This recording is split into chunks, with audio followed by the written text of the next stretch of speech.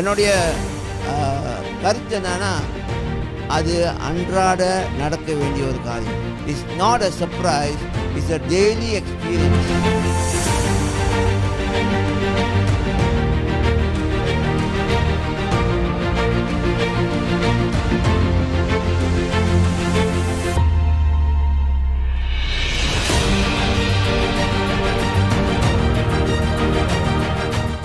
அப்ப இன்னைக்கு தேவனோடு நீங்க பயணம் செய்றீங்கன்னா உங்க வாழ்க்கையில சுகத்தை நீங்க அனுபவிக்கணும்.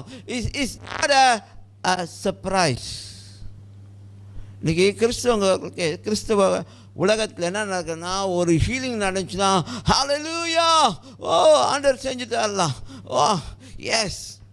இல்லைங்க, என்னோட கேள்வி என்னன்னா, என்னுடைய கருத்து என்னன்னா, அது அன்றாட நடக்க வேண்டிய ஒரு காரியம். It's not a surprise, it's a daily experience. அது அப்பப்போ ஒரு ஹீலிங் நடக்கும்பொழுது வா எஸ் அப்படி. இன்றைக்கி பாருங்கள், நிறைய இடங்கள்ல அற்புதம் நடக்கும்பொழுது சுகம் அளிக்கும் கூட நடக்கும், ஆளுங்க திறந்து போயிடுவாங்க, சுகம் கிடச்சிடும். வா அங்கே பயங்கரமாக டெஸ்டிமனி ஓடும், எல்லாம் ஓடும். எனக்கு அது பஸ்லாம் பிடிச்சி போவாங்க.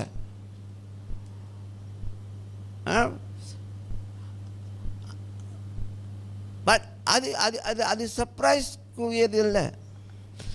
உங்களுக்கும் எனக்கும் அப்படின்னா கிறிஸ்தவ உலகத்துக்கே இது சர்ப்ரைஸ்னா,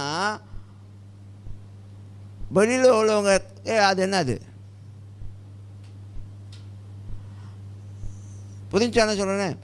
உங்களுக்கும் எனக்கும் அது அன்றாட அனுபவம்னா நம்ம தைரியமாக பேசலாம். நீங்கள் போய் தைரியமாக ஆட்களை ப்ரே பண்ணலாம், ஆட்கள்கிட்ட சொல்லலாம், இயேசு கிறிஸ்துவின் நாமத்தில் உங்கள் மேலே தேவனுடைய சுகத்தை நான் பேசுகிறேன், பேச முடியும். ஏன்னா உங்கள் வாழ்க்கையில் அதை அன்றாட அனுபவிக்கக்கூடிய ஒரு காரியம்.